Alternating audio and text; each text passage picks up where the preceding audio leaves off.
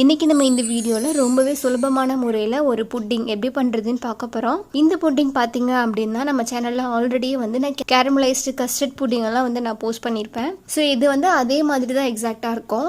But இது taste வைஸில் ரொம்பவே டிஃப்ரெண்ட்டாக ரொம்பவே ஹெல்த்தியும் கூட. அதே மாதிரி இந்த புட்டிங் பண்ணுறதுக்கு நமக்கு ஜெலட்டினோ இல்லை அகர் அகரோ எதுவுமே தேவைப்படாது. இப்போ இது எப்படி பண்ணுறதுன்னு பார்க்கலாம் வாங்க.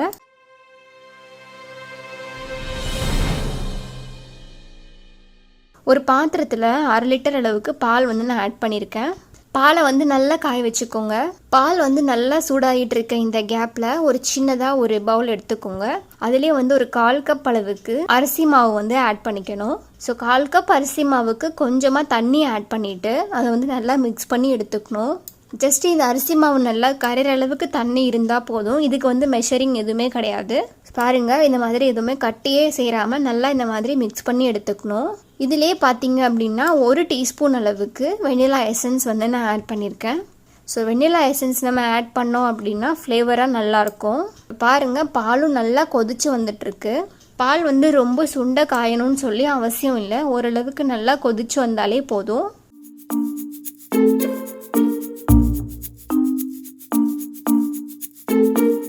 நம்ம ஆல்ரெடியே மிக்ஸ் பண்ணி வச்சுருந்த இந்த அரிசி மாவு இருக்குது இல்லைங்களா, அதை இதில் ஆட் பண்ணிக்கணும்.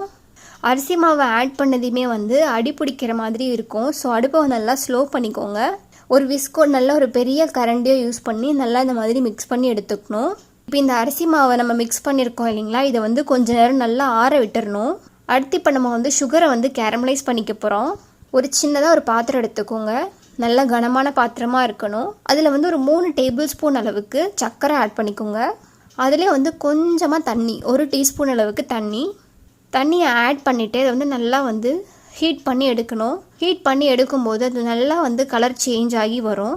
ஸோ பாருங்கள், இப்போ நல்லா ஒயிட் கலரில் இருக்குது. இது நல்லா சேர்ந்து கலர் நல்லா மாறி நல்லா ஒரு ஆரஞ்சு கலரில் வரும் பாருங்கள். ஸோ ஆரஞ்சு கலரில் வர அளவுக்கு நல்லா இதை கேரமலைஸ் பண்ணி எடுத்துக்கணும். அடுத்து ஒரு கேக் டீனில் நம்ம கேரமல் பண்ண இந்த சுகரை டக்குன்னு ஆட் பண்ணி எல்லா பக்கமும் ஸ்ப்ரெட் பண்ணி விட்டுறணும்.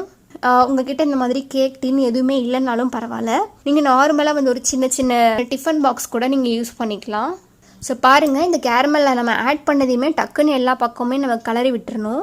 சுகர் கேரமல்ஸ் டக்குன்னு நம்ம ஆட் பண்ணதையுமே சீக்கிரம் செட் ஆகிருச்சு. எல்லா பக்கமும் உங்களால் ஸ்ப்ரெட் பண்ண முடியலனாலும் பரவாயில்ல. சரி, நீங்கள் அடுப்பை நல்லா ஸ்லோவில் வச்சுட்டு எல்லா பக்கமும் இந்த மாதிரி லைட்டாக ஹீட் பண்ணி எடுத்தீங்க அப்படின்னா உங்களுக்கு எல்லா பக்கமும் இந்த மாதிரி ஈவனாக ஸ்ப்ரெட் ஆகிரும். ஸோ இப்போ இதை நம்ம நல்லா ஆற வச்சிடணும். அடுத்து ஒரு மிக்சிங் பவுலில் ஒரு 2 முட்டையை மட்டும் உடச்சி ஊற்றிக்கோங்க.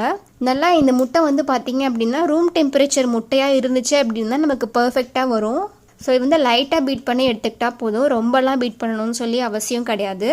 நீங்கள் விஸ்கி இல்லைனாலும் பரவாயில்ல, நீங்கள் ஒரு ஃபோக்ஸ் யூஸ் பண்ணி கூட லைட்டாக மிக்ஸ் பண்ணி எடுத்துக்கலாம்.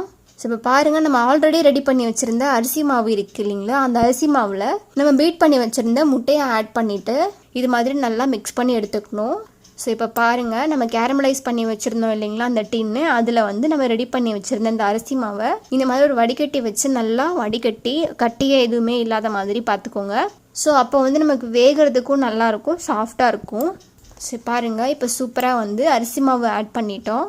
இப்போ இதுக்கு மேலேயே நான் ஒரு அலுமினியம் ஃபாயில் யூஸ் பண்ணி எல்லா பக்கமும் நல்லா கவர் பண்ணிக்க போகிறேன்.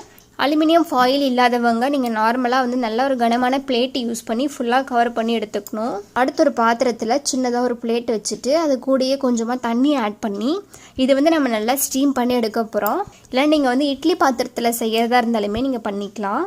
கிட்டத்தட்ட 30லேருந்து ஒரு 45 நிமிஷம் வரைக்கும் நல்லா மீடியம் ஃப்ளேமில் வச்சு நல்லா இதை ஸ்டீம் பண்ணி எடுத்துக்கணும். எனக்கு 40 நிமிஷம் ஆகிருச்சு. இது நல்லா ஸ்டீம் ஆகி வந்திருக்கு பாருங்கள். உங்களுக்கு ஒட்டாமல் வந்திருக்கான்னு சொல்லி உள்ளே நல்லா வெந்து வந்திருக்கான்னு சொல்லி செக் பண்ணுறதுக்கு ஒரு சின்னதாக ஸ்டிக்கு யூஸ் பண்ணி இந்த மாதிரி நீங்கள் செக் பண்ணி எடுத்துக்கலாம். ஒட்டாமல் வந்துச்சு அப்படின்னா அது நல்லா வெந்து வந்திருக்குன்னு அர்த்தம். ஸோ கொஞ்சம் நேரம் நல்லா ஆற விட்டுருங்க. இது நல்லா ஆறிட்டு அப்புறம் இந்த மாதிரி பிளேட்டில் திருப்பி போட்டு கட் பண்ணிக்கோங்க. சூடாக இருக்கும் போது நம்ம எடுக்கக்கூடாது. ஸோ இப்போ இது நல்லா ஆறிடுச்சு. நான் இதை இப்போ உங்களுக்கு டிமோல்டு பண்ணி காமிக்கிறேன் பாருங்கள்.